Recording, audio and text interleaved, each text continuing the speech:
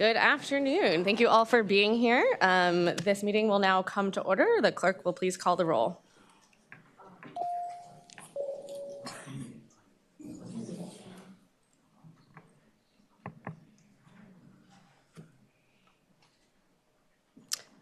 Thank you. The clerk will please close the roll.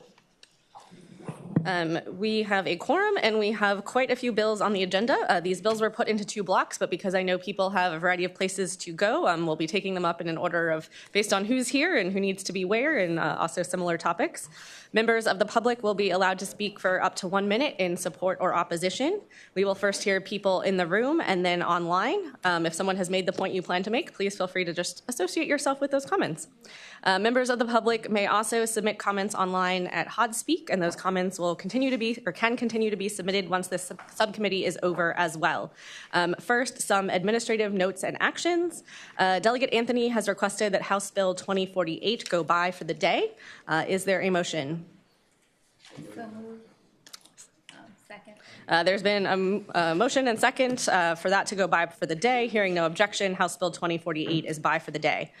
We do have some bills on our docket that are substantively identical. So House Bill 1581 related to the firearm safety device tax credit will be incorporated into House Bill 2595 on the same topic. House Bill 2248 related to the tax exemption for aircraft parts will be incorporated into House Bill 1729 on the same topic. House Bill 2667 related to a currently non-collectible status for income tax will be incorporated into House Bill 2549 on the same topic. The patrons are all aware of that, but I wanted everyone in the room to be aware as we move forward, and we will make those motions when we get to those bills.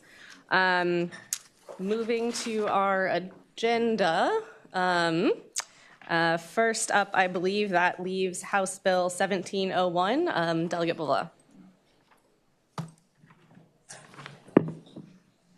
My lucky day. Thank you, Madam Chair. Thank you, Madam Chair, and members of the subcommittee. Before you is House Bill 1701, which would extend the Housing Opportunities Tax Credit Program for an additional 5 years and then increase the annual cap from $60 million per year to $250 million per year. Just by way of history for the subcommittee, there's been a federal low-income tax credit program since 1986. It's been a very important way to be able to leverage private investment in the development of affordable housing units. Back in 2020, the General Assembly passed legislation to look at the efficacy of a Virginia-specific low-income housing tax credit program to complement that federal program. And as a result of that study in 2021, Virginia did adopt its own housing tax credit program. Included with that program, of course, was the 5-year sunset that we routinely put on just to make sure that as a tax credit moves forward, that we have an opportunity to touch back on it, and that indeed it's doing what we were hoping it was going to do, and we can go ahead and tweak it as necessary. And so in this case, without further action by the General Assembly, the Housing Opportunity Tax Credit Program would expire at the end of 2025.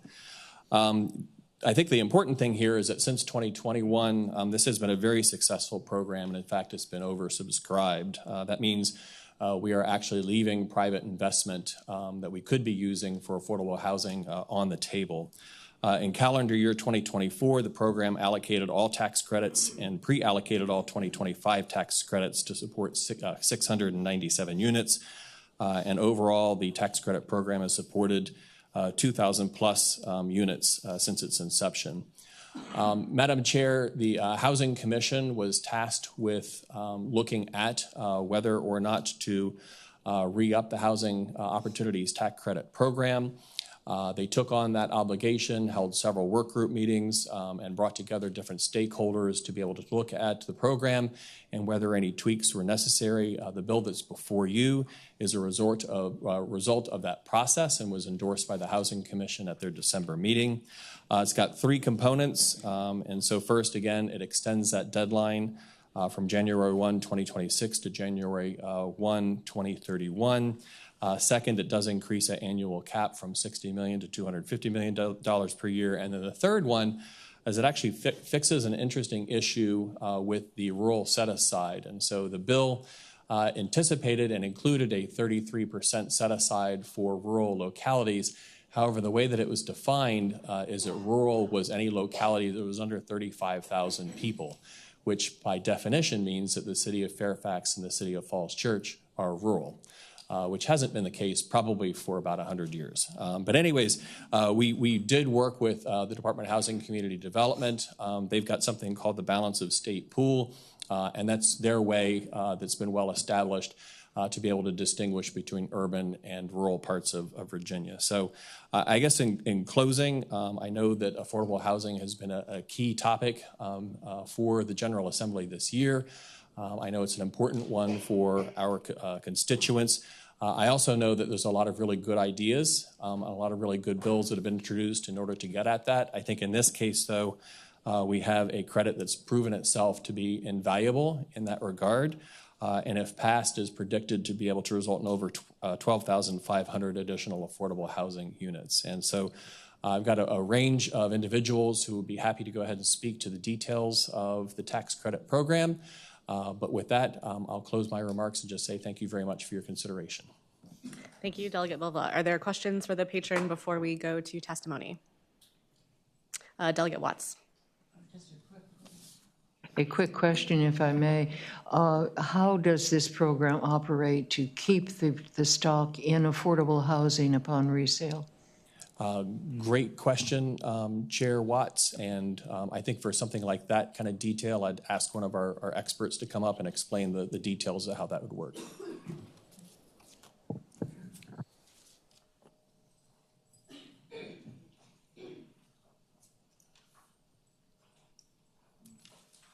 Good afternoon, committee, Madam Chair, Delegate Watts.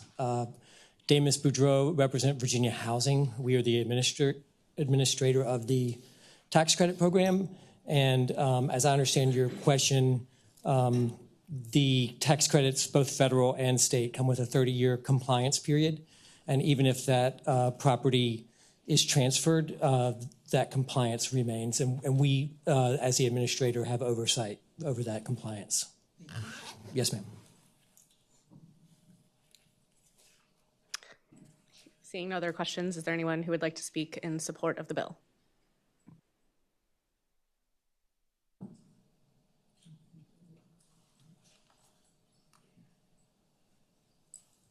Good afternoon, Madam Chair, members of the subcommittee. I'm Susan Gaston. I'm here representing Sugar Creek Capital, which is an aggregator of housing tax credits and works to provide the capital stack to keep these units affordable.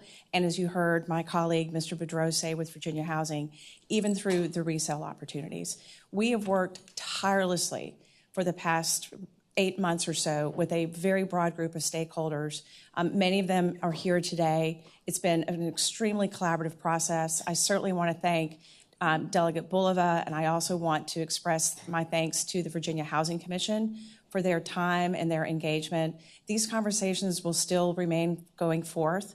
We've committed to being part of this work group, and we really are very excited about the opportunities to close the housing delta that is so acute in Virginia. So I hope you all will support the bill, and we appreciate your time.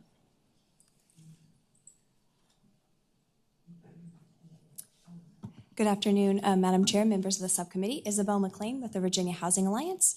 And I'll briefly state that we also support the bill. This is an important tool that we must have in the toolbox for us to address our serious affordable housing shortage across the Commonwealth. And we definitely want to see this extended and expanded. Thank you so much.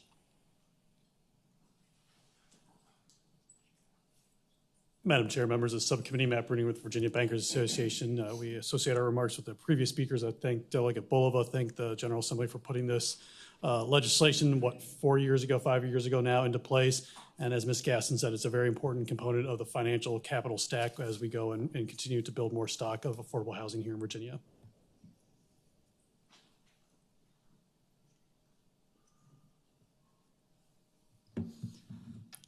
All right. Thank you, Chair and members. My name is Colin Nichols, and I'm here with Advantage Capital, an investor in state housing tax credits. I'm here today to echo the support for House Bill 1701 to extend and expand the Housing Opportunity Tax Credit Program. Since enactment, the program has provided a critical tool for driving investment toward high-quality, attainable housing throughout the Commonwealth. And again, I'm supportive. Thank you for your time. Is there anyone who wishes to speak in opposition to this very wonderful and popular bill? Seeing none, are there any comments from the committee? Delegate Walker. Okay. So, Delegate, in your making your presentation a few minutes ago, you mentioned, I think, about 30% for rural. I find it interesting that rural has a lot of different definitions down here, and I know those from Northern Virginia don't consider themselves rural. We west of Richmond like to consider, farther southwest we go. So how do we know that that 30%, even though you mentioned what, 30,000 population is considered rural? Is that correct? I just want to ensure that if we're going to be passing this, that rural means rural, and we get some little piece of the pie out here. Yeah, so Madam Chair, and I would invite anybody from Housing and Community Development maybe to go ahead and provide some specifics about how that works. And so you're correct, 33% of the program is meant to be a set aside for rural communities, which to your point are also struggling with housing affordability and accessibility needs. The existing law definitely doesn't do folks any favors because it is tagged to localities under 35,000. And so quite honestly, that has absolutely nothing to do with whether you are rural or urban, especially with large counties where you might have an urban core and then very rural areas on the outside. And so this is what has been used successfully by the agency in order to be able to make that balance. And so rather than reinventing the wheel, we thought we'd just go ahead and bring that in to this particular program. But I think Mr. Boudreau can provide some additional detail. Thank you. Yes, sir, Madam Chair. Delegate Walker, Damis Boudreau, Virginia Housing Development Authority. The issue under the original legislation, which Delegate Bloxham patroned in this body, he was adamant that resources get directed to his district on the shore. And the hasty nature to get the legislation through kind of picked an arbitrary number, a population size, and that's exactly what Delegate Bulova described in his presentation, is that would include the city of Falls Church. And then in taking another crack at it, in this go-round, Virginia Housing, in our administration of the federal tax credit, we have the qualified allocation plan, and it has different pools, such as for nonprofits or certain urban areas, Northern Virginia, Richmond, for example. And then everything else we have given the exciting name Balance of State, which just goes basically from Shenandoah Valley down to Southwest and along the south side and up the shore. So it's hard to put your thumb on it, except it exists in our manual as the Balance of State pool, and we think that will get you what you want in terms of directing resources to rural communities. Madam Chair, thank you for the response. So we have a new terminology then, but that's fine. No other questions. Thank you, Delegate Walker. Thank you, Delegate Bulova, for bringing the bill. It is, I know, a huge of critical importance to our entire Commonwealth that we have affordable housing. I know many of us share that goal, so I think this is an excellent way to continue to further that goal. Are there any other further comments from the committee? If not, the committee operates by motion. Move to report and refer to appropriations. Second. There's been a motion and a second to report and refer to appropriations. The clerk will open the roll, please.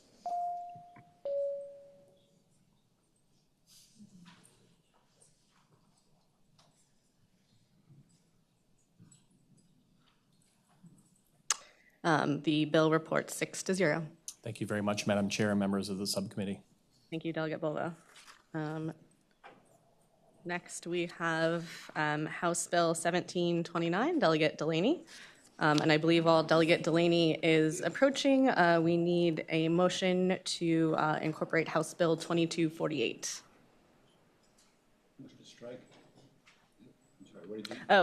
We are incorporating House Bill 2248 into House Bill 1729.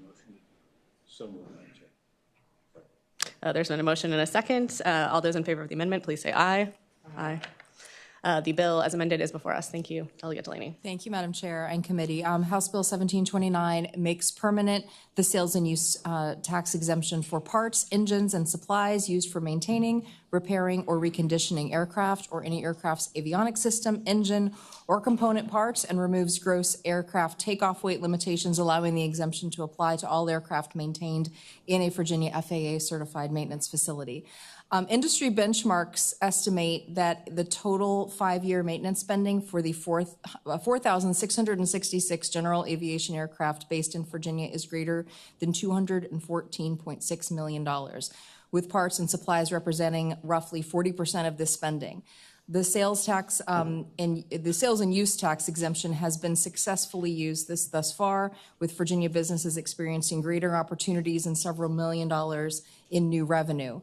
Without the tax exemption, Virginia aircraft maintenance facilities will not be competitive for larger maintenance projects, including avionics upgrades and paint and interior remodeling, and as a result, will not receive valuable business. Instead, nearby states that are offering tax credits, and I do want to emphasize that if you have the opportunity to see the map that shows how many other states surrounding us offer similar tax credits, like West Virginia, Maryland, and North Carolina, we will be, those places will become the destinations for regular aviation maintenance.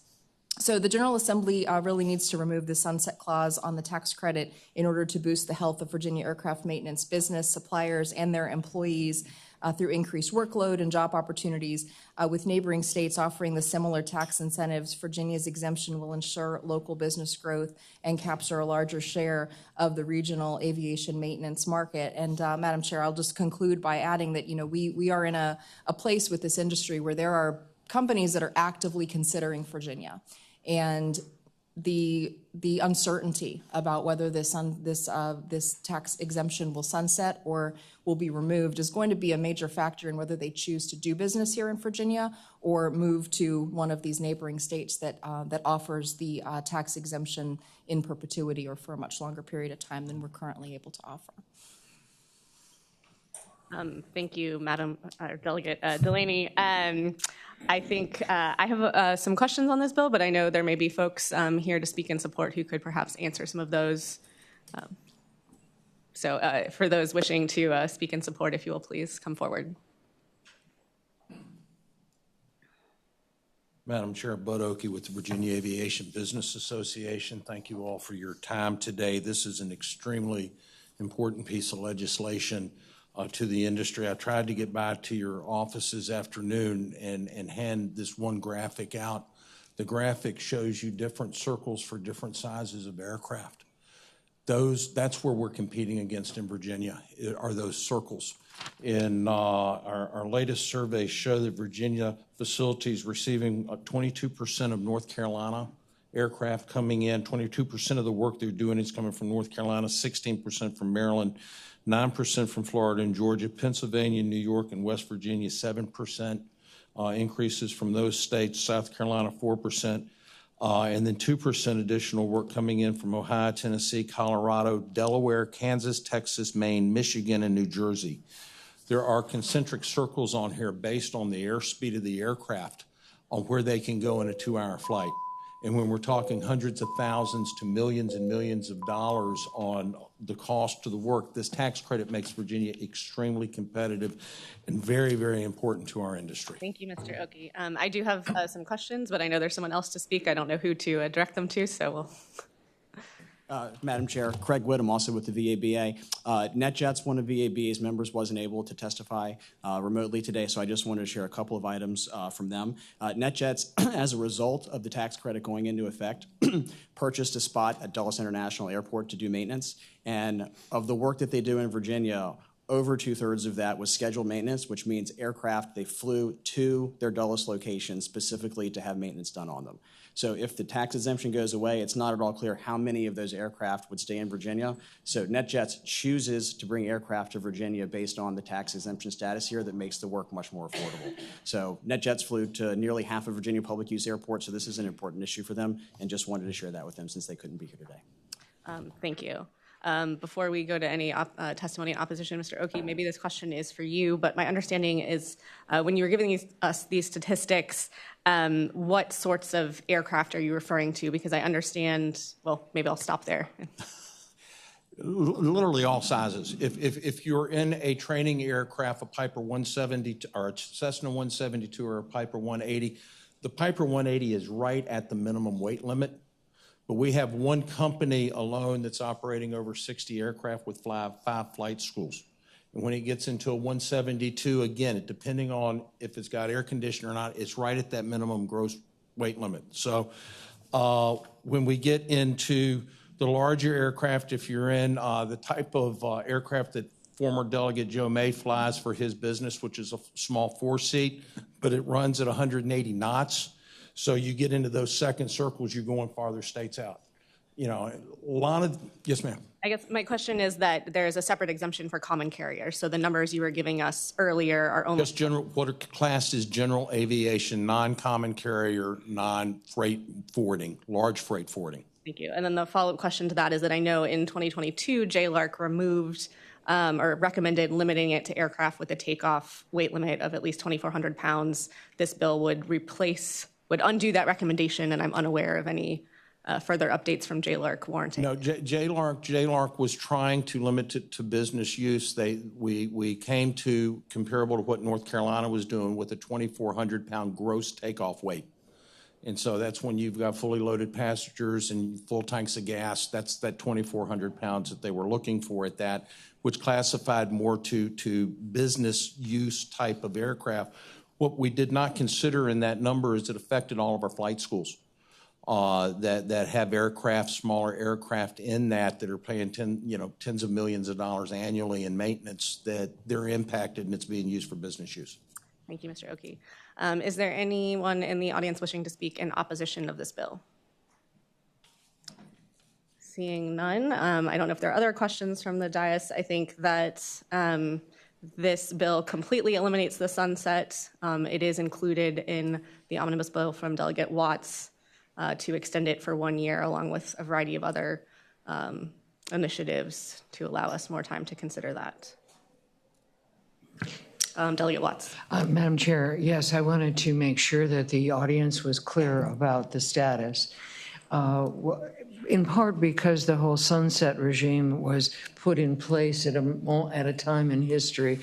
We have, I'm going to use a round number, 20 extensions that need to take place before we can act in the next session as a regular act rather than emergency. So all of those extensions are put into the omnibus bill. So no matter what happens to this bill, any extension that may be expiring gets carried out in the omnibus bill, which is at the request of the joint subcommittee to evaluate tax preferences, which is a Senate House committee which has done good work this last session, but had not met since 2019, which is another reason for the backlog.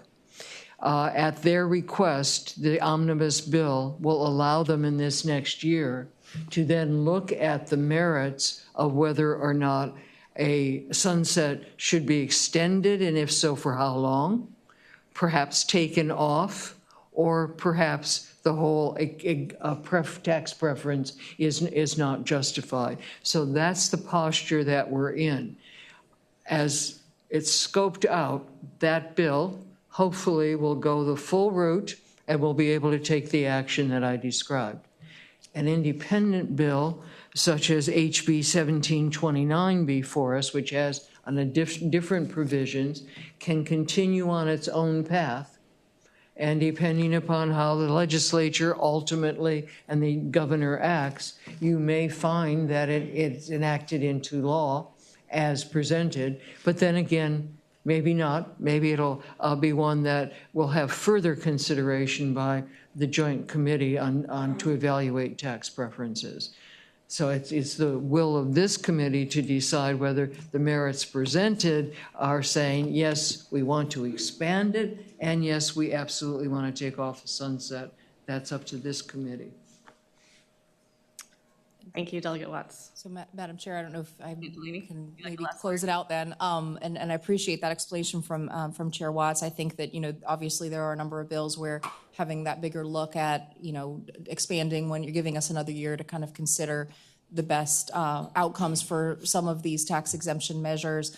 I would just, I guess, kind of like to close by making kind of reiterating the case that's been made on somewhat the urgency to ensure that this sunset is considered in a fashion that recognizes the active competitiveness that we want to continue to have in Virginia, and that we do have companies that are actively considering whether or not Virginia is the place that they want to do business or continue to do business into the future. And so I guess kind of understanding that we are competing with adjoining states currently, the sunset or the tax exemption, I think we have a lot of numbers to demonstrate how it has placed Virginia in a very competitive place, and it's working. Would certainly like the consideration of the committee to give this the opportunity to be considered separately as the possibility of having this sunset retired on this bill. Thank you, Madam Chair. Thank you, Delegate Delaney. Are there any further questions of the patron? Delegate Ware. My question, I guess, is, and I'm not sure if it would be to you or one of the advocates, many business customers or business decision makers have to have a longer sunset or longer horizon than 12 months. And I wonder to what extent that would come into play in this circumstance. And I don't know if the patron or somebody would. And I'll definitely defer, but I mean, Madam Chair, my take is that if we have a 1-year extension, that is not necessarily the level of certainty that businesses will feel comfortable with to make the decision that they want to stay in or come and to do business in Virginia, especially when we have neighboring states who are able to offer more security in that, to give them that comfort. And if Bud wants to add anything to that. Madam Chair and Delegate Ware, thank you for the question. One of the things, we're not concerned as much about drop-off right now as much as we are future commitment, because Virginia has certainly positioned himself with this legislation as a leader. From my standpoint, I'll probably get shot for saying this, I'm almost willing to negotiate on a lot of things to keep the existing law in place for 3 years, because that helps us with the certainty on what we're working on right now to attract new business. We know of 3 out-of-state companies looking to develop maintenance facility relationships in the Commonwealth, and our growth in the maintenance is in the high skill area of the technology, the avionics, et cetera, as well as the refresh. So getting these aircraft in here, the term we're using is they're nomadic. We can go anywhere with these aircraft in a very short period of time. The state aircraft can be in Illinois having maintenance in 2 hours. And that's what we're competing with in Virginia. So the length of time on this, if we can get 3 years and get cycled, and we welcome the studies on this to show where we're at. We're wide open to it, but we do want to give the longevity to the businesses that are looking at multi-million-dollar investments in Virginia to continue to come here and feel good that this legislature supports it. Thank you, Madam Chair. Delegate Walker. Thank you. So listening to the information, it sounds like we have a good thing going here. Yes, sir. And we could jeopardize this on this bill of 1 year. And I would certainly move that we grant that 3-year request fee on the aviation services that we provide now to continue to keep that income coming in here and to stay established as we are here. You know, a lot has transpired here in the Commonwealth over the last 3-4 years as far as business growth and expansion. And I would not feel comfortable with all of a sudden deciding to stop into a study and maybe jeopardize the future expansion of aviation repair parts or whatever. So I would be in favor of a 3-year extension, Madam Chair. Thank you, Delegate Walker.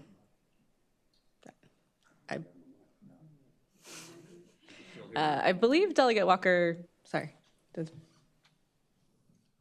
Excuse me, Madam Chair. Delegate Anthony. I just wanted to know if that was an amendment, a 3-year extension. I apologize. Madam Delegate Chair, Walker, I apologize. I believe you made a I was not clear, motion. but I was willing to make an amendment if there was no other discussion. Got it. But I don't know if there's still discussion still going on. Hearing no other discussion for now, I think that you have made a motion to offer an amendment, putting on a 3-year sunset. Yes, Madam Chair, I'd be willing to make an amendment here to HB 1729 to extend it for a period of 3 years. And does your amendment also keep the requirement that there must be a takeoff weight of at least 2,400 pounds, or are you removing that requirement as the bill does? If, Madam Chair, if I could address the Delegate Walker. patron. I don't know if Delegate Laney or Bud. So are you all happy with 2,400 pounds? Madam Chair, we're happy with the way the current law is. I think the sunset is really the target here, and so we'd be happy to accept amendment to 3 years if that was the pleasure of the committee, to feel comfortable moving forward with the bill and keeping the rest intact if possible. Madam Chair, if the patron's happy, I'm happy with this 3-year extension as the current code has it right now. There's been a motion and a second. If I could ask council, because I think there's a little bit of confusion over beyond the 3-year sunset, what this bill is doing. So the current code, maybe I'll allow DLS to. Just thought there might have been just a little bit of miscommunication about whether we're including the current. So the current bill removes the language that limits it to that weight requirement. So is your amendment going to be maintaining what is in her bill, or is it going to be just sticking with current code and all we're going to do is the 3-year sunset? Thank you, Madam Chair. Delegate Walker. Madam Chair, so the 3-year with the current weight limit as the delegate recommended there, that would be in the motion. Okay. I thought, Delegate Walker, I thought you just, DLS just heard current code and I heard current bill. Well, I apologize. The 2,400 weight limit, Madam Chair, if that's what you're suggesting here, I'm not an airline pilot and weight, all of that, but I know that's critical. So you're the expert. Tell us what you prefer, Madam Chair. The biggest problem with the 2,400 pound gross takeoff weight limitation is it eliminates a lot of flight training aircraft that are used in Virginia as we're addressing the pallet demand right now. And so those are important. They were intended to keep hobbyist pilots and not reward them with the tax credit, but reward primarily people using aircraft for business purposes. So that's where the 2,400 gross takeoff weight came from, and it copied North Carolina law at the same time because that's what North Carolina was doing with that. Our biggest goal today is this is working. We have the statistics now coming in that's showing it's working post-COVID with almost a 10% annualized growth over the period of time that we've had on an annualized basis. We don't want to hurt what we're doing while the legislature, the Finance Committee is looking at all of these tax exemptions and tax credit for how they're rewarding us back. We'd rather be a part of the solution, but if we can continue that, and if 2,400 pounds, we would reluctantly say keep it status quo. Thank you, Mr. Oki. We do have a very long docket. Delegate Carlson. Madam Chair. Yes, Delegate Carlson. I'm not comfortable voting to get rid of the weight limit. I hear you that it's working the way it is and that you need some stability in more than a year in order to keep growth. So I guess I would offer, I don't know how other people are feeling, but I would offer as a friendly amendment that we return to the status quo, except extend it to 3 years. And then my understanding is that it can still be considered next year when we're doing the omnibus to study and see what's appropriate. Madam Chair, I would see that as a friendly amendment. Thank you, Delegate Carlson. I don't believe we actually had a second to Delegate Walker's amendment, so now, we did, I'm sorry. So Delegate Carlson is making a substitute motion to amend the bill that is seconded by Delegate Laufer to just keep the code as it is, add a 3-year sunset, and we will address this weight issue in the interim with the joint subcommittee, which I am growing increasingly appreciative of the Uber chair for having an omnibus to keep all of these robust discussions to the interim. All those in favor of the amendment, please say aye. Aye. Any opposed? Okay, now the... I move the bill. No. Yes, thank you. Delegate Laufer has moved to report the bill as amended. Is there a second? Second. All those in favor, please record your vote on the electronic voting board.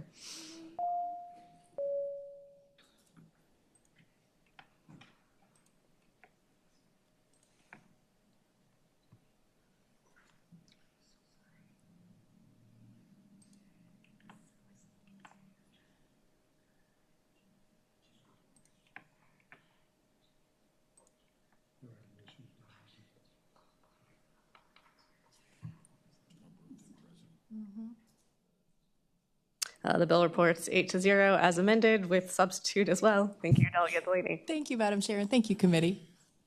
Okay. Thank you. Next up, Delegate McNamara. I believe you have two bills in front of us if you would like to address them both. I'll be glad to. Thank you, Madam Chair, members of the committee. This bill is, I'm going to do House Bill 1997 first. Okay, House Bill 1997, we've all heard the term PTET. It's a pass-through entity tax, and essentially what the pass-through entity tax does, it allows Virginia businesses to pay their Virginia taxes at the corporate level, thus reducing the income tax level to the individual owners. So there was roughly, this bill was passed in 2022. It had 140 votes in favor of it at that point. Why was everyone in favor of it in 2022? Is because it saved Virginia businesses and the individuals that own those businesses a lot of money with no cost to the Commonwealth. So let me say that again. There's no cost to the Commonwealth, but the Virginia businesses and the owners of those businesses do accrue a benefit. So they have money in their pocket that they can go spend throughout the Commonwealth on other things. Roughly $1 billion was paid into the PTET this year in Virginia. That represents about 5.75%, which is the state tax rate. That lowers a tax burden for to the people that paid it by $1 billion. This bill puts about $250 million roughly into Virginia's economy from Virginians with no cost. So that's why it's really, really important we take a look at extending this and eliminating the sunset. One thing I would point out is it states in the fiscal impact statement, it says, since this time we started it and so forth, it says, since then, several states, including Virginia, have enacted laws to work around this limitation to owners of pass-through entities. So they are correct, several states, but I would like to take that a step further, and I would say every single state in the United States that has an owner-level personal income tax, every state in the United States, with the exception of 3, has this enacted. So I personally, and those states are D.C., North Dakota, and Delaware. And I tried to do some research why they haven't. D.C. has some interesting things that they don't do that I think they should do. Anyhow, I don't believe we want to be in that group. And I don't, I appreciate the omnibus. I think it's great. But remember, that omnibus exists because people weren't paying attention and tax cuts were going to go away. And the reason they were going to go away is, the reason we had the sunsets on them is because if they're no good, you have to revisit them. And if no one thinks they're worth revisiting, do we need to worry about them? So I think it's important, and I appreciate the effort to extend everything for a year. This shouldn't. If aircraft fuel is important enough to be outside the omnibus, believe me, for $250 million at no cost to Virginia into Virginia taxpayers' pockets to spend in our economy, this is important as well. Thank you, Delegate McNamara. Delegate Watts. Just following up on my generic reference of extending 1 year. One of the things. Delegate Watts, is your mic on? Okay, all I did was request to speak on. Madam Chairman. Delegate Watts. I was generic reference when I said extended 1 year. One of the things that was apparent as we tried to scrub the code and look for everything that would expire before it could be acted upon in regular session, we found that dates were expressed differently. As they would be as of the end of the year, or as of the beginning of the year, or as of the beginning of the fiscal year, so that the omnibus bill is also trying to make sure that that is also something that is addressed so that we don't lose track of something that is expiring because of the way in which the date is set.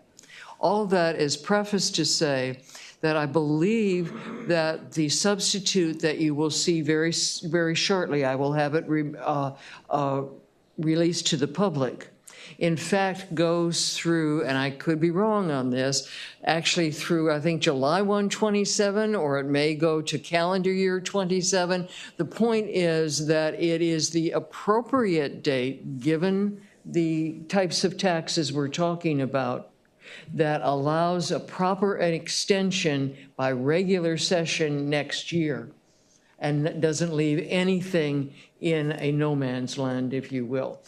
So that's all that I wish to address. Speaking to the bill at I guess I have been recognized. My other concern about this bill, now speaking to the bill, and I love the robust discussions that I have with Delegate McNamara.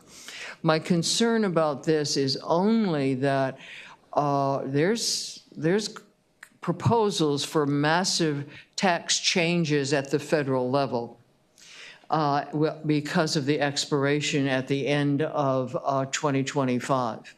And this is very definitely a component that is tied to federal tax policy and how we may address it. So knowing that we have the protection of it being continued, it will give us time to see what Congress is doing in this next calendar year before we meet again for the 26th session, if we withhold the decision of whether it needs to have no sunset at all versus continue as it is for the next year.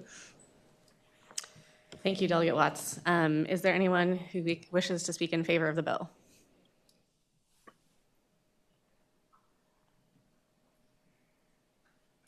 Madam Chair, members of the subcommittee, I'm Emily Walker with the Virginia Society of CPAs.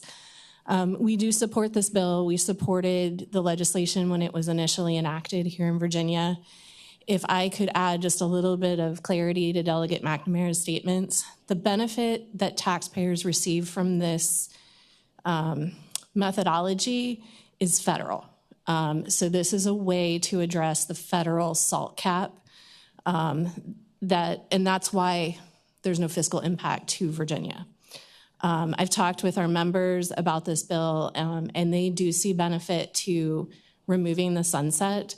Understanding, of course, that there's other conversations that you're having, but we do believe, based on what we're hearing, that Congress is going to continue to have a SALT cap. It may be higher than the current one of $10,000, but it is anticipated there will still be one there. So with that, I think I've covered everything, but happy to answer any questions that you have. Thank you. Is there anyone else or anyone who would like to speak in opposition to the bill? Could I make another comment? Delegate McNamara, close the last word. Thank you so much. So if the federal government changes the tax code, then the benefit to our citizens may be higher or it may be lower, but it still doesn't impact Virginia revenues. It won't impact Virginia revenues because all this is doing is it's working around a federal code. And if that federal code changes, then the benefit to our citizens is going to change. I would just remind us one more time, roughly $250 million. And I don't believe you could probably, in fact, my guess is you could add every single bill in the omnibus, and it's not going to total that kind of benefit to our citizens at no cost to the Commonwealth. Thank you. Thank you, Delegate McNamara. I remember voting for this bill when you first brought it forward. I believe that passed somewhat unanimously through the House, but I do know that the FIST at that time did say that it was going to take 2 full-time equivalents per year, which is a very heavy FIST the first year. And so now it's revenue neutral because we're just continuing that. But I think I agree with Delegate Watts that there's large changes coming at the federal level. This would extend us for a year, or her bill would, and the omnibus would allow us to extend it for a year to see what those are going to be and what's happening with the SALT deduction. Any other questions or comments?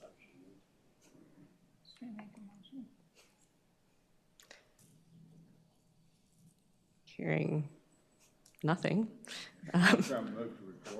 Thank you, Delegate Orrock. There's a motion to report. It's been seconded. The clerk will open the roll.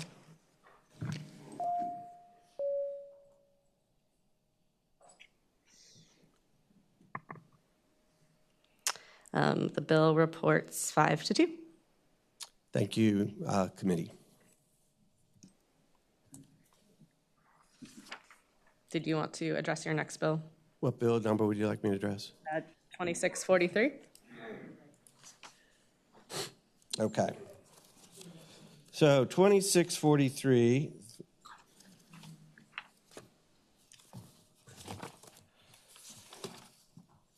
What are estimated payments? So estimated payments are quarterly payments that are made to the department, to the Virginia tax throughout the year by people that have income that is not generally, well, let me back up. So many of us have jobs that automatically the employer will take out some federal taxes, they'll take out some state taxes, they'll take care of reporting it. You fill out a form that says how many dependents you have, and that amount of money withheld roughly approximates your tax liability at the end of the year. At the end of the year, you file a return, you maybe get a little money back, you maybe owe a little bit of money, and it works out very, very well. If you're self-employed, or for instance, you're an Uber driver, or you're otherwise have money that comes to you that you have not, no money has been withheld from the state, you are required in this Commonwealth of Virginia to pay that quarterly. But because it'd be kind of silly for somebody that has a very, very low tax liability to have to write a check every quarter, or actually you can't even write a check, it's supposed to be electronic now in most scenarios, it doesn't make much sense. Currently, we are at $175. So anything, if your tax liability at the end of the year is more than $175, you're going to pay the interest penalties throughout that year for that money. Currently, there are 41 states in the Commonwealth, or excuse me, there are 41 states in the country that have individual income tax. Of those 41 states, they all have some sort of penalties or interest if you underpay. But what's interesting is 39 out of 41 states have a higher threshold before that penalty starts kicking in. 39 out of 41. And the two states that don't, imagine this, are DC and Utah. So what this bill does is it just says, as long as your liability was less than $1,000 for that entire year, we will not go back and charge you the interest penalties associated with that underpayment. It's actually going to have a slight positive budget impact in the first year, a slight negative impact in the subsequent year. The combined impact over the 2-year period is pretty nominal, but you can see that as referenced in the fiscal impact statement. Be glad to answer any questions. By the way, the states are all over the map on this. $1,000 is by far the most common. Some of them are as high as $2,000 in Louisiana. Some of them base it on some other factors, but $1,000 is what the underpayment, the threshold is at the federal level. This matches it, and like I said, 39 out of 41 states that have it are higher than us. So I'll be glad to answer any questions. Thank you, Delegate McNamara. Is there anyone who wishes, seeing no questions on the board, is there anyone who would like to speak in support of this bill? Is there anyone who'd like to speak in opposition of this bill? Are there questions for the patron?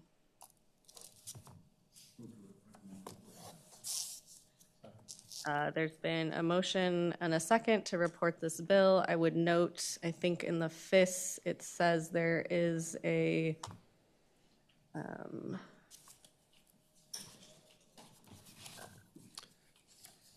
technical amendment is suggested.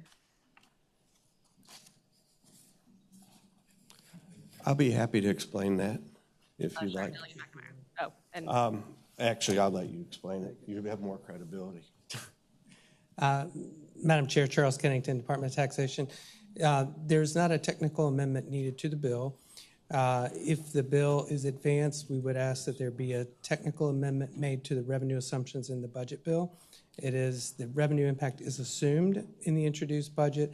However, there is a slight technical amendment that would need to be made to adjust for the timing of those impacts. The net result would be a plus 1.1 million in additional revenues over the biennium. Thank you. Thank you. Delegate Watts.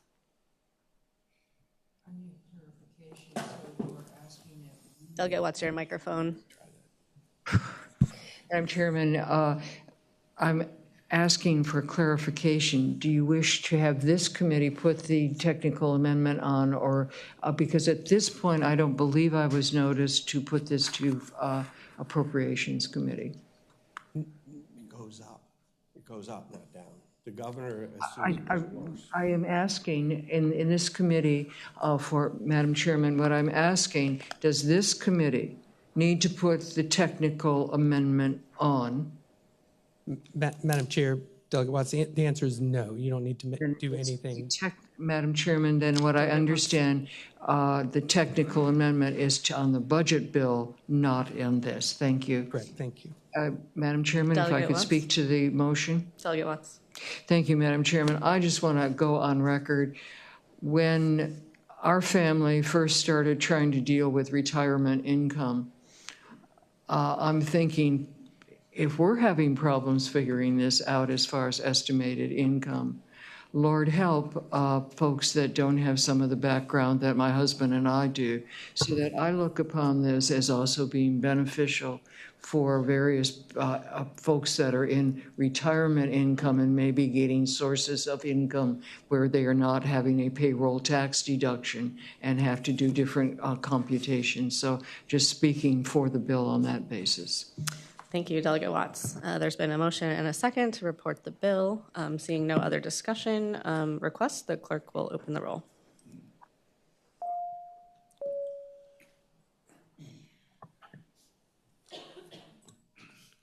The bill reports 7-0. Thank you, Delegate McNamara. Thank you, Madam Clerk and committee. Delegate Keys-Gamarra. Thank you, Madam Chair, members of the committee. I am presenting on House Bill 2114, which is a bill recommended by the Virginia Bar, designed to ensure the running of a 7-year statute of limitations on state tax collection for individuals who are enrolled in a payment plan with the tax commissioner, creating equitable treatment between those who are and are not participating in a payment plan.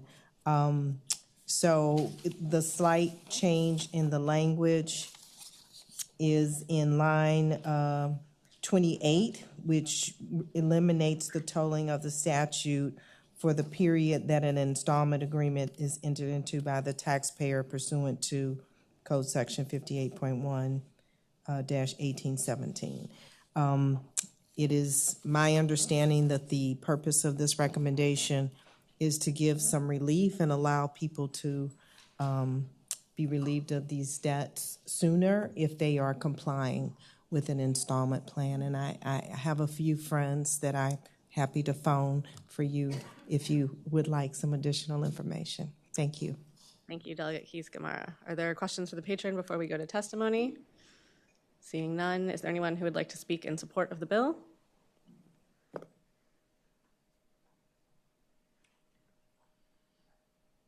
Madam Chair, members of the subcommittee, Eric Link on behalf of the Virginia Bar Association. We appreciate Delegate Keys-Gamarra carrying the bill, and we support it. Thank you. Is there anyone who would like to speak in opposition to the bill? Seeing none, Delegate Lawfer. I move to report House Bill 2114. There's been a motion and a second to report the bill. Is there any discussion on that? Delegate Watts? Okay, I got the microphone on this time. By the side concern that and I can certainly talk with tax department later.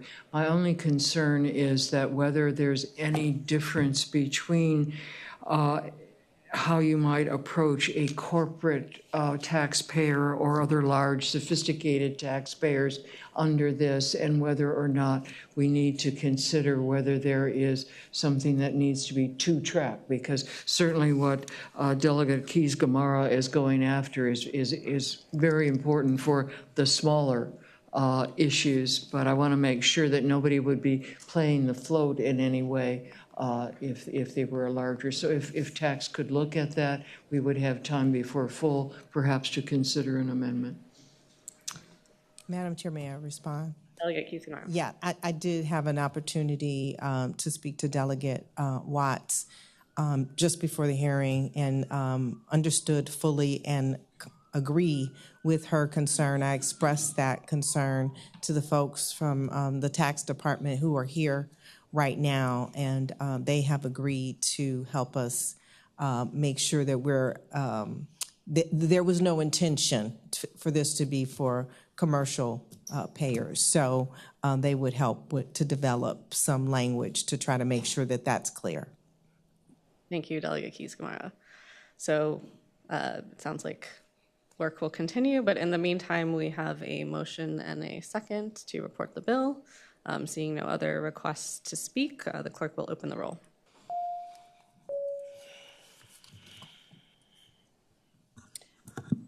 The bill reports 4-3.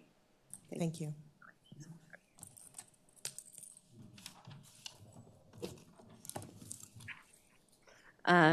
Before we move to Block 2, we're going to, Delegate Ware is still here, call back up House Bill 1572.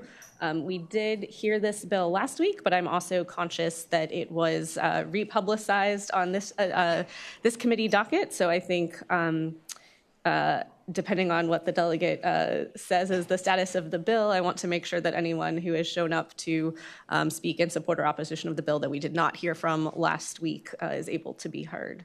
Delegate Ware. Thank you, Madam Chair. Would it be all right if I Yes. presented from here? And in part, this bill has been has gone on a weight loss program, and it's much smaller than it was to begin with. What we are going to do, based on the conversation in committee this last time, is simply proceed with a study in 2025 or 6. Yes, please. Yeah, basically. Good evening, Madam Chair and members of the subcommittee. We have an amendment to the language in at the end of the bill, in the section 1 section of the bill. After talking with tax, and I know they're here, yes, Kristen's here. We realized that using the term premium was not going to get us the data that we wanted. So we have an amendment that would strike the word premium and say cigars sold in the Commonwealth at more than $1.50 of the manufacturer's sales price. That will get you the numbers that will allow tax to collect the data that you're looking for. So it would be strike premium and insert after Commonwealth at more than $1.50 of the manufacturer's sales price. And then further down, you would strike after the words tax imposed on, you would strike premium and insert this category of cigars. So it would read the tax imposed on this category of cigars. And then that next sentence, strike completely, because that is the federal code that says what a premium cigar is. So we would strike that. The next sentence, the department shall update its form or devise other appropriate method for data collection. We've been discussing some alternatives because it may take some time for them to get their form updated, but I've now heard today that they may even be able to move that up more, with the idea being that they would do their report not in December, as was originally put in the bill, but by January 15th of next year. those are the changes. Thank you. Does DLS have this amendment, and is it posted online or available? No, we don't have this amendment. We have some language, and I think I understand the concept. And please correct me if I'm wrong, Delegate Ware, that we are going to put a delayed enactment date on the first enactment upon cigars at the rate of 20%. No? A delayed enactment date, that language is stricken, that number 2. Okay. number Then 3. if this is going to just be the second enactment clause as was described by him, then Yes. yeah, that would be an amendment in concept. Okay. And then I think I'm understood. Okay, so Thank you. to summarize what I understand, Delegate Ware is offering an amendment that turns this bill into a Section 1 bill. So in the lines of 70 to 80 in the current introduced bill, that would become the new bill with the changes as described to reclassify or redefine, instead of premium cigars, the at more than $1.50 language. But this is a Section 1 bill only with the, if the amendment is accepted, to create that data. Yes. Okay. Move the substitute. Okay, it's been a motion and a second to adopt the amendment. I'm conscious, all those in favor say aye. Aye. I think part of the goal of bringing this bill was, I know there are folks in the room who had positions who were not at the committee last week, so before we vote, I do want to see if there's anyone who would like to speak in support or opposition of the bill that was not heard last week. Hearing none, or seeing none, the clerk will open the roll. Delegate Lawfer, I'm sorry, I did not see you on the board. That's okay. I just want to clarify. So we are now voting that this is a bill to study cigars that are sold at $1.50 over what the manufacturer would do. And we're studying to, sorry. Delegate Ware. Madam Chair, there are cigars that sold at $1.50 or more. To discover. To discover what the revenue impact is to the Commonwealth, and therefore how this, if we altered the taxation, what we would be talking about in terms of that revenue source. So we will be discovering how much revenue is created by this type of cigar. Yes. That's it. That's all we're voting for. That's correct. Okay. Any other questions or comments? I see none on the board, so the clerk will open the roll.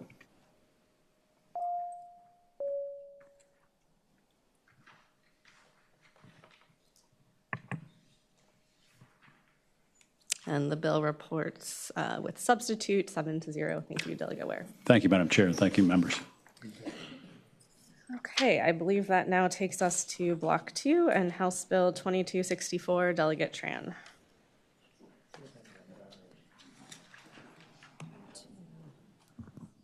Good evening, Madam Chair and members of the committee. I have 2 technical amendments to this bill, which I can speak to at the proper time. Thank you. Is there a motion to adopt the amendments? Second. The amendments are before us. All those in favor, please say aye. Aye. Delegate Tran. I'm actually going to, Council, if you can just report out what the changes are, and then I can speak to them. Madam Chair, members of the subcommittee, these line amendments they begin on line 22 after repealed in the bill. You're going to strike effective January 1st, 2028. And then the second amendment is on line 26 after 31. You're going to strike 2027 and add 2028. Thank you. Delegate Tran? Okay. Madam Chair, these amendments are so that when we reestablish our direct fee file program, that we are not having a gap period when we are no longer in the current consortium that we're a part of, so that there's some overlap. And so there will always be an opportunity for some eligible taxpayers to pay through the existing program. All right, so this bill reestablishes the Virginia Direct File Program and requires Virginia to join the IRS's Direct File Program so that every single Virginian has an option to pay their taxes without having to pay any fees. The amendments align the timeline for us to join the federal Direct File Program, and that are seamlessly with our departure from the existing for-profit consortium that provides some free file options for eligible Virginians. The Direct File Program, as you may know or were here for, was eliminated in 2010 after the General Assembly required that Virginia instead participate in a consortium of for-profit tax preparers that agreed to provide free services to eligible individuals. Eligibility for no-cost tax filing services varies by consortium member, and usage has declined. In 2009, more than 278,000 taxpayers used the services in the consortium, but in the last filing season, only about 89,000 Virginians did, nearly a 68% decrease in use. Once you start, the free file programs are listed, but you have to figure out which ones you qualify for. It varies. And also, once you start it, part of it is, there's not a whole lot of consumer protection. So you're inundated with get this upgrade, get this safety thing, some of which are not needed, and you then end up paying fees for that. Additionally, I just want to point out there were about 687,000 Virginians that filed their state taxes by mail. So they did the paper copy and submitted that. And our data is from 2022. So I think that shows there's a lot of interest amongst Virginians for an option outside of the current for-profit tax preparer system. The existing court consortium that we're a part of just really no longer meets the need of Virginia taxpayers. We had one of the largest members pull out of the consortium, and so we think that this is an opportune time for us to reestablish our direct file system. The tax department is planning to issue an RFP to upgrade its system, and if it gets that money through the budget process, it would be a really cost-efficient opportunity for us to then also include this aspect for a state system as part of the RFP. I appreciate your questions and look forward to the discussion. Thank you, Delegate Tran. Delegate Lawfer. Thank you, Madam Chair. Thank you, Delegate Tran. I just want to say that this is an issue that is brought to me many times by my constituents, so I'm grateful you're bringing this forward, and I have a motion when the time is appropriate. Thank you, Delegate Lawfer. Are there questions for the patron before we go to testimony? Seeing none, is there anyone here to speak in support of the bill?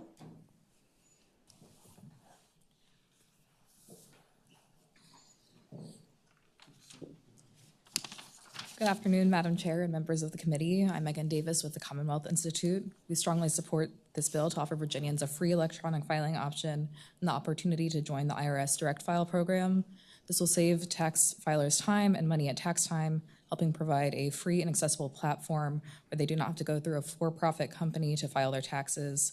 This will help more people access the credits they qualify for and allow Virginia to join the 25 states now offering direct file as of the end of January 2025. This will include our neighbor states of North Carolina, Tennessee, and Maryland. Virginia should join the success that we have seen in other states and bring real savings to tax filers. We encourage the committee to support this bill. Thank you. Madam Chair, members of the subcommittee, Ryan O'Toole with Freedom Virginia. We support the bill and think it will save Virginia tax filers lots of money. So we encourage you to support. Thank you. Thank you. Is there anyone here to speak in opposition of the bill? Yes, ma'am. Hey, Kathy. Yes, ma'am. Tim Hugo, the Executive Director of Free File Alliance, that over 20-some years has provided $3 billion worth of free returns to low and moderate income Americans. It provides anybody in Virginia, federal or state, under $84,000, a free federal return and a free state return that you can do that. Just a couple things here. That's in many ways a philosophical argument. The chief proponent in Washington, direct files, Senator Elizabeth Warren, she just thinks it's the role of government. Others think differently, that you was problematic to have both the prosecutor and the defense all wrapped up into one, and the judge, kind of the fox guarding the henhouse. But that's a philosophical debate I don't want to have here, but there are a couple practical things that I would ask you to think about. If you look at the fiscal impact statement, there's no cost associated with it. That's because, as you stated, they're talking about rolling all the cost into the upgrade. But again, it's millions of dollars. In fact, the IRS just did the direct file for the first year.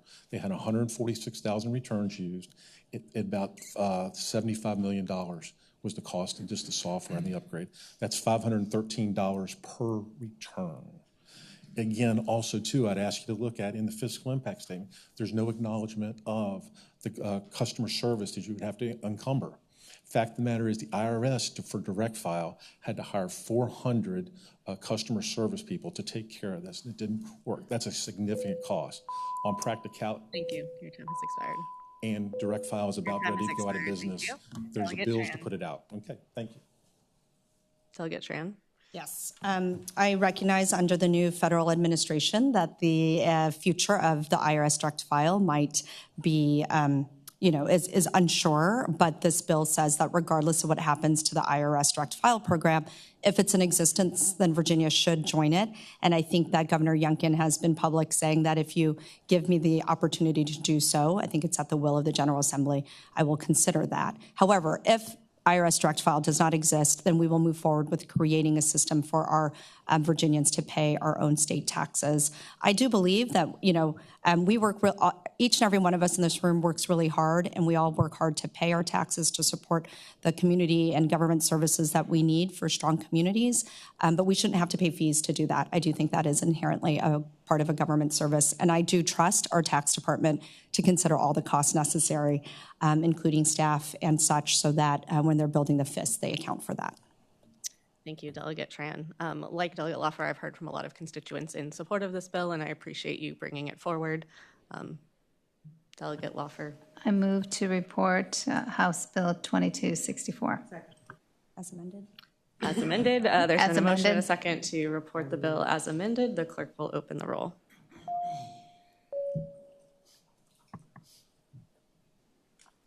The bill reports as amended, 4-3. Thank you, Delegate Tran. Thank you. Next, Delegate Singh has been here for an awful long time, and I know has someone waiting and somewhere he needs to be.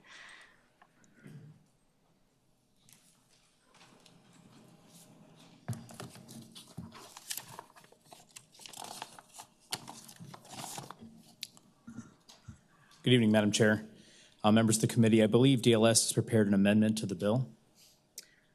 Thank you. I also note from earlier that we need also an amendment to also incorporate House Bill 1581. So we have two amendments before us. If there is a motion, we will then. Second. It's been motioned and second. All those in favor of the amendments, please say aye. Aye. The bill as amended is now before us. Would you like to explain the amendments? Would you like DLS to explain your technical amendment? I'm happy to, Madam Chair. The amendment is technical. It corrects the code reference on line 15 of the bill. Thank you. The bill as amended, please go ahead and describe the underlying bill. Thank you, Madam Chair. Madam Chair, each year, thousands of children are killed by guns they are able to access at home due to improper storage. This bill expands on an important legislation that was passed by this body, which provides a $300 tax credit for purchases of firearm safety devices, such as gun safes or trigger locks. Under current law, the credit applies to purchases made from federally licensed gun dealers, but the same safety device bought elsewhere is not eligible for a tax credit. For example, under current law, this, and I brought props, Madam Chair, this stalwart gun safe purchased from Walmart is eligible for a tax credit. This same exact safe purchased from Target is not eligible for a tax credit. This bill would eliminate the discrepancy and make the credit more widely available. Per the Department of Taxation, there is no fiscal impact as the utilization of the tax credit is below the $5 million annual cap, and the official general fund revenue forecast already assumes full utilization. Thank you, Madam Chair. Thank you. Are there questions for the patron? Delegate Loffer had her button raised, but she has left. So Delegate Walker. So, Madam Chair, if I could ask the delegate a question. So Yes. those two photos that you just showed us, Are they the same type safe, or the manufacturers? What would be the difference between one retail store getting credit and the other not? It's the exact same safe. Exact same safe? Yes, sir. Target discriminates and the other one doesn't? No, it's not about, no, it's about what the credit, if I went to Target and bought it, I couldn't get the credit. If I went to Walmart and bought it, I could get the credit. Right. Thank you, Madam. Delegate Warwick. Yeah, ma'am. In furtherance, Walmart is a federally registered gun dealer, whereas Target is not. Target does not sell guns, but Walmart does, and that's the distinction. Yes. Thank you, Delegate Warwick. Okay. Is there anyone in the audience who wishes to speak in support of this bill? Is there anyone in the audience who wishes to speak in opposition of this bill? We did have someone signed up online. I'm not sure if they're still with us while we are, oh yes, they are there. Ms. Rock. Good afternoon, committee. My name is Chantel Rock with Moms Demand Action, and we support this bill, and we appreciate Delegate Singh and Ballard for bringing us forward. Thank you, Ms. Rock. Your brevity is appreciated. I also want to note that we had several comments online in support of this bill as well. Madam Chair, I move to report with substitute. Delegate Anthony has made a motion to report with substitute. That's been seconded by Delegate Lawfer. Any other discussion on that? Questions? Hearing none, the clerk will open the roll.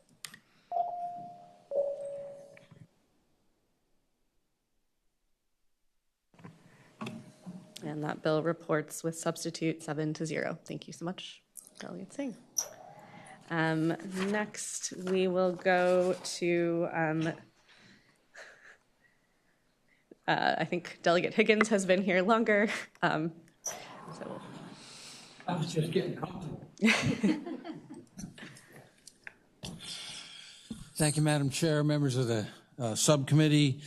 My bill, HB 2382, speaks to the restoration of funding for land preservation tax credits.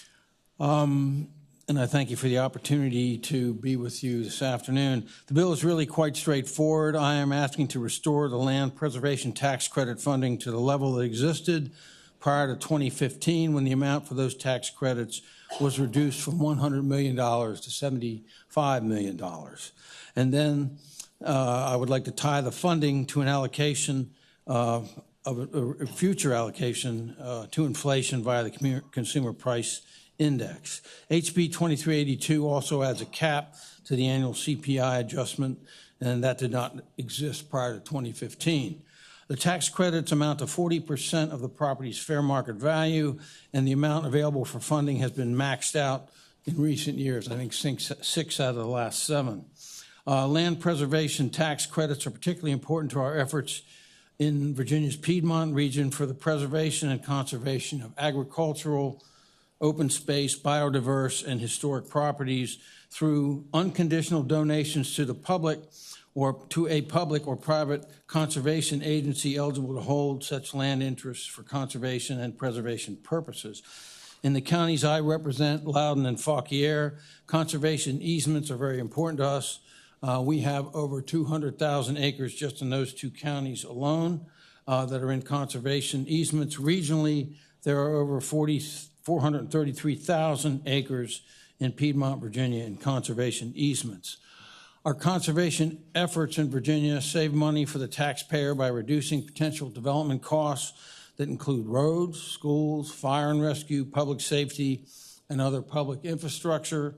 As an example, in western Loudoun County, where I live, zoning permits 20-acre lots to be developed into 4 houses.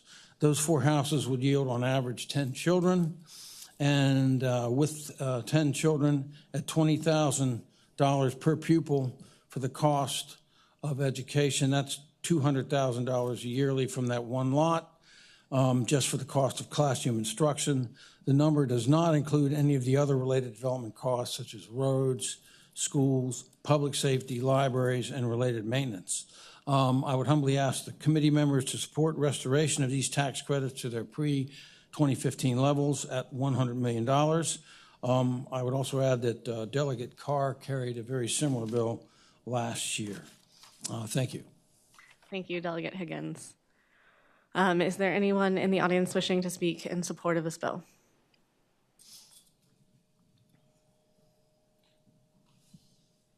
Thank you, Madam Chair, committee members. Thank you, Delegate Higgins, for bringing this forward. Rachel with Virginia Farm Bureau, we're in support of this bill. Thanks. Is there anyone in the audience wishing to speak in opposition to this bill?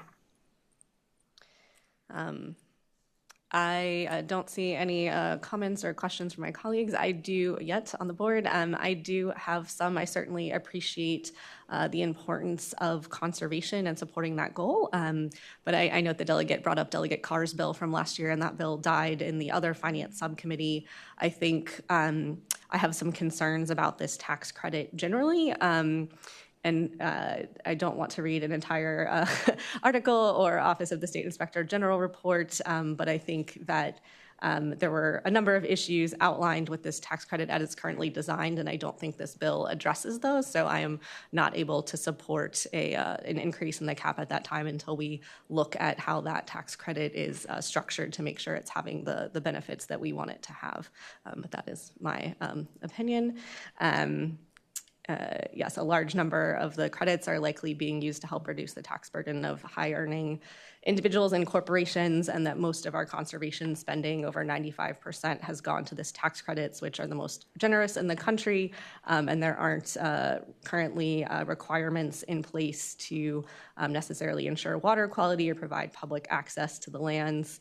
And I think there's ways of accomplishing that goal by making changes to the tax credit. So for those reasons, I will not be able to support that bill. Madam Chair, I move to lay on the table. There's been a motion to lay the bill on the table, but there is no second. Oh, there we go. There's a second. So the clerk would open the roll.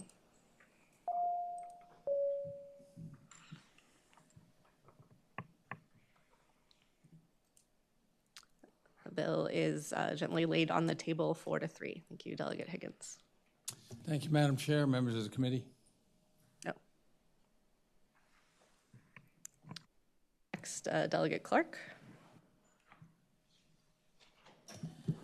Good evening, Madam Chair, members of the subcommittee. I do have an amendment in the nature of a substitute.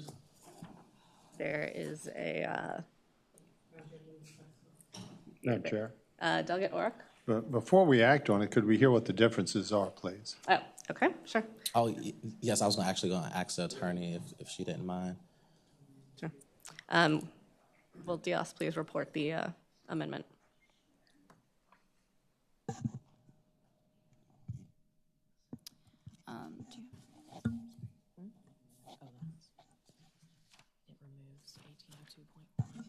So this, sorry, Madam Chair. So the substitute that is before us now is going to remove 58.1-408.1. 1802.1. We are changing may to shall as far as whether the commissioner now may presume that a taxpayer qualifying for CNC status with the IRS meets the criteria. The original bill said the commissioner shall presume that a taxpayer qualifying for that status meets the criteria. And then we are going to change in section 1802.3, sorry, 58.1-1802.3, subsection F. We are going to be changing that from 60 days to 2 years. Thank you.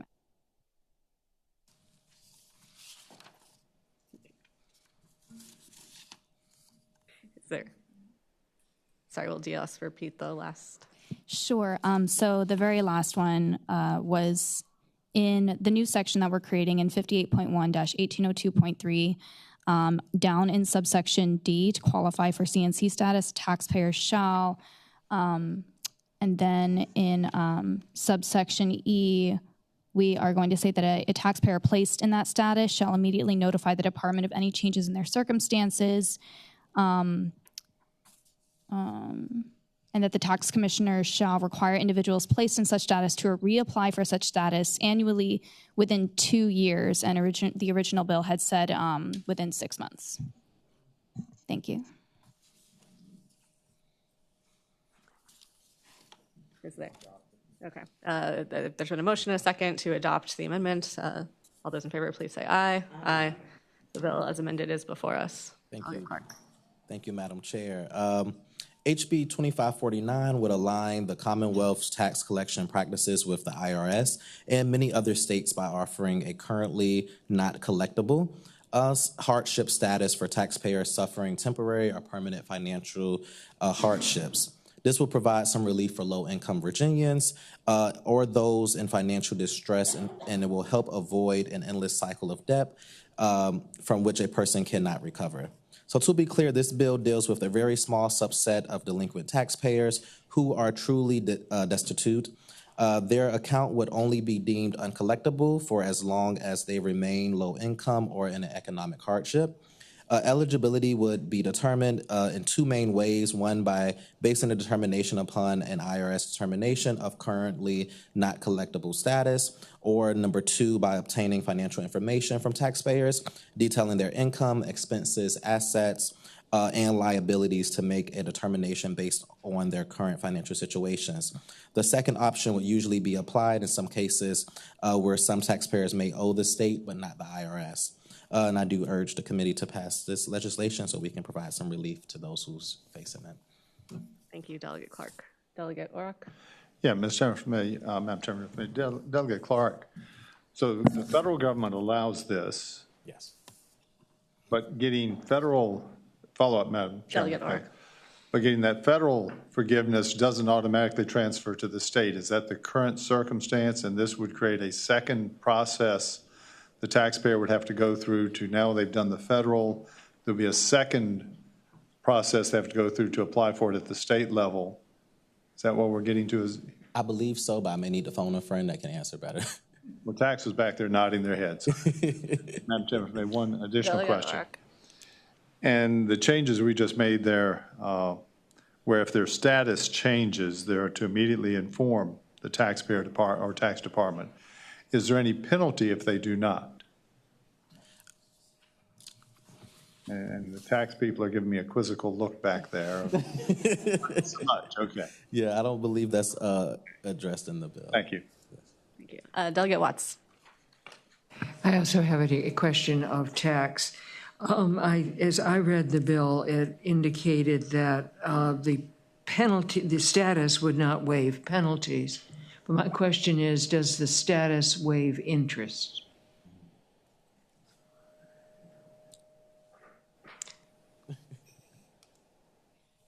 Madam Chair, Delegate Watts, it would not waive interest.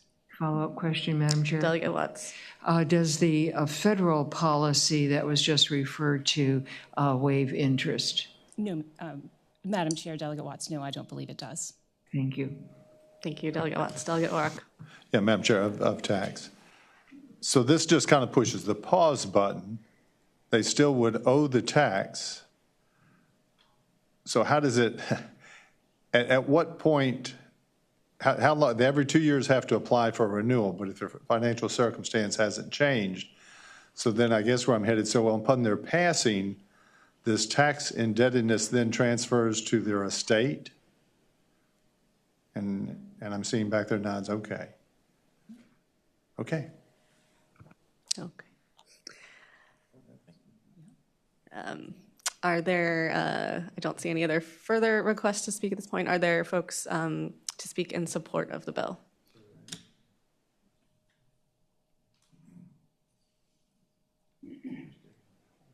Madam Chair, members of the subcommittee, Eric Link speaking on behalf of the Virginia Bar Association. We appreciate Delegate Clark patroning the bill and we support it. Thank you. Anyone else? Anyone here to speak in opposition to the bill? Thank you. I do see that the substitute has been posted online.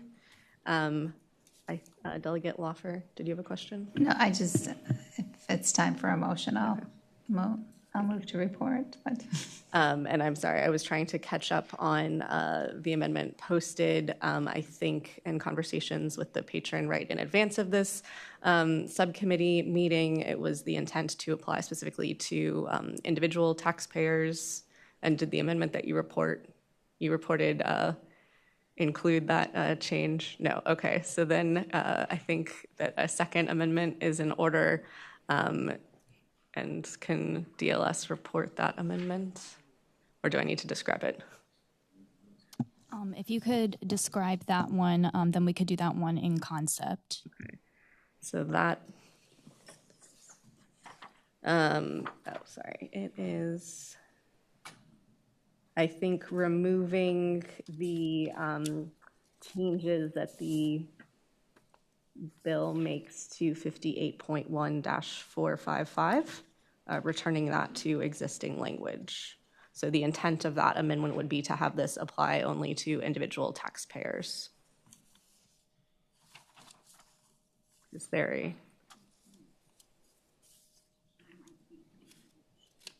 Okay. There may also be a change to line 76 to clarify that it, to qualify for the CNC status, a taxpayer shall not be a corporate entity. Yes. However, I cannot make any motions on amendments. There's been a motion and a second to make that amendment. And I want to confirm with the patron, we did discuss this, but yes. The patron is in support of this amendment. All those in favor, please say aye. Aye. So that bill as amended is now before us. Delegate Lawfer, you had sought recognition. move to report as amended, House Bill 2549. There's been a motion and a second to report as multiply amended. The clerk will open the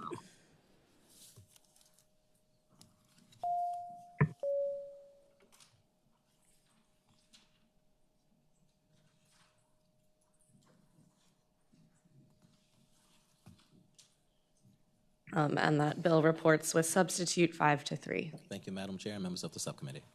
I have lost track of who has been here longest at this point. Delegate Batten or Delegate Moorfield. Yes.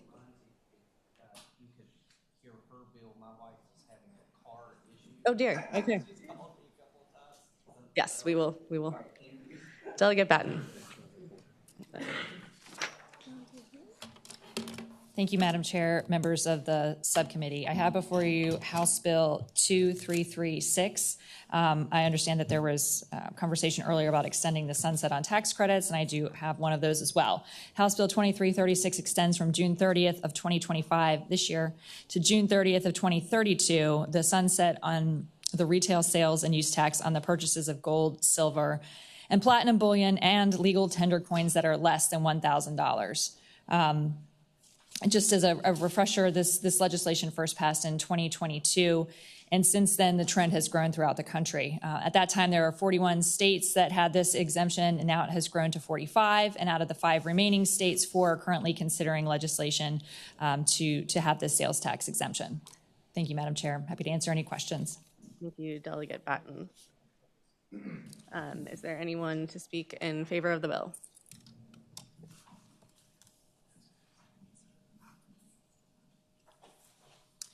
Thank you, Madam Chair, members of the subcommittee. Sarah Thomas with Vector, here on behalf of David Lawrence Rare Coins.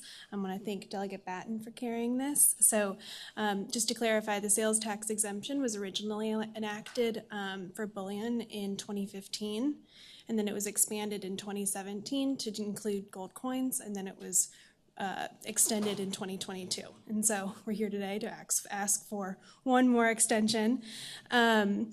As Delegate said, this is now in 45 states, including the peer states that are directly surrounding Virginia. So Maryland, North Carolina, West Virginia all also have this exemption.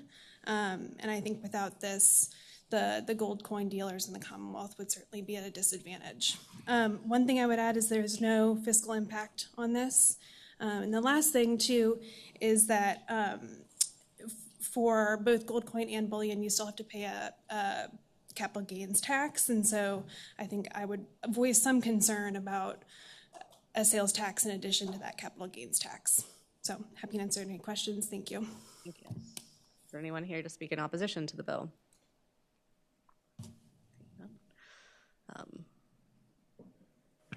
Madam Chair, since this is, I would like to speak to the bill. So since this is a part of the omnibus, I believe, I would like to make a motion. Delegate Anthony. So I'd like to move to lay it on the table. We'll take this up in the omnibus. Thank you, Delegate Anthony. There's been a motion and a second to lay this bill gently on the table as it is covered in the omnibus. Delegate Walker, you are seeking recognition? Madam Chair. I'm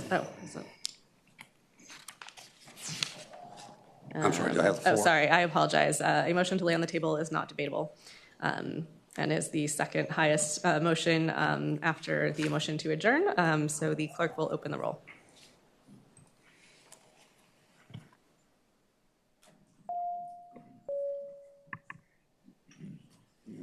That bill is laid gently on the table, 5-3. Thank you, Delegate Batten. Thank you, Madam Chair, members of the committee. Delegate Moorfield. Well, good evening, Madam Chair, members of the committee. It has been an interesting past 30 minutes for me, but everything's okay. So you have before you House Bill 2646. This bill would extend the sunset on certain economic development and tax incentives for companies, new companies that locate in double distressed areas of the Commonwealth. This includes a number of localities in Southwest Virginia, Southern West Virginia, the city of Petersburg, and the Eastern Shore. This bill was signed into law by Governor Northam in 2018. I worked very close with Senator Aird when she was a member of the House on this bill. For a long time, we have been trying to look at creative ways to attract new companies to these double distressed areas. And after doing a little investigative work, it is of our opinion that this program was not properly marketed. And so I would say this may not necessarily be the case with just this incentive, but there are others as well. And Chairman Watts, I love your idea of the omnibus bill. I think that this would give us ample time to further work with VEDP and others involved in looking at ways that we can encourage them to promote these types of incentives in double distressed areas. Thank you, Delegate Moorfield. Delegate Watts. Yes, if I may respond with a compliment, as I have seen Delegate Moorfield over the years be such a good advocate, and it is so frustrating as far as making sure that we have economic development throughout the Commonwealth. But the reason why I wish to speak, not just to compliment his tenacity, but also in understanding his situation, he underscored for me still another reason why the Joint Subcommittee on Evaluating Tax Preferences needs to be considering these the effectiveness of our various tax preferences, and that is the administration of those preferences. Are we really, in fact, focusing on why they were put in place in the first place and whether they're being effectively used and or administered? And I was very grateful for that dialogue. Thank you, Delegate Watts. Is there anyone here to speak in support of the bill? Is there anyone here to speak in opposition of the bill? Hearing none, is there any further discussion by the committee? Seeing none, I know that we will take this up in the omnibus. Thank you, Delegate Moorfield. All right, thank you all. Have a good evening. Madam Uber Chair, and I believe last but not least on the bill is mine. So I wonder if you, Delegate Watts. Always turning to our resident parliamentarian, our deputy of this committee is not here, Deputy Chair. Is it appropriate for me to chair? All right, I will so Delegate do. Rock. Thank you. So Madam Uber Chair will chair this meeting from that seat. And the final bill on our docket, as I have been keeping track then, is HB, getting the right one before me, HB 2653. Delegate Bennett Parker, would you like to present? Thank you, Madam Chair. House Bill 2653 would add a sunset after this tax year for the Qualified Equity and Subordinated Debt Investments Tax Credit, commonly known as the Angel Investment Tax Credit. This bill is a JLARC recommendation from 2022. According to JLARC, this tax credit should be eliminated because of its ineffectiveness, and it currently has no sunset in the code. The credit generates only 2 cents per dollar spent, compared with 44 cents per dollar spent for the average economic incentive. This tax credit was created here in Virginia and other states with the idea that it would encourage private equity investments in small, high-tech Virginia-based businesses. However, JLARC reported that this credit has had little impact on that investment and on economic growth. The credits do not require any evidence that the business receiving the investments be innovative or have high growth potential, and unlike other incentives, it does not require any job creation or increase in other forms of economic activity in return for this benefit. At least 9 other states that have had these tax credits have allowed them to expire, including North Carolina, West Virginia, Georgia, Nebraska, and Oklahoma. Some states publicly reported doing so because these credits were so ineffective. We are foregoing $4 to $5 million a year in tax revenue for this credit, which has been proven ineffective, and so that means the bill would save taxpayers more than $4 million per year, and I hope it is the will of the subcommittee to report the bill. Thank you, Madam Chair. Thank you, Delegate Bennett Parker. Are there any questions of the patron, Delegate Auroch? Madam Chair, move to report. Second. Is there any further discussion? Hearing none. Clerk, please open the roll. Members, cast your vote.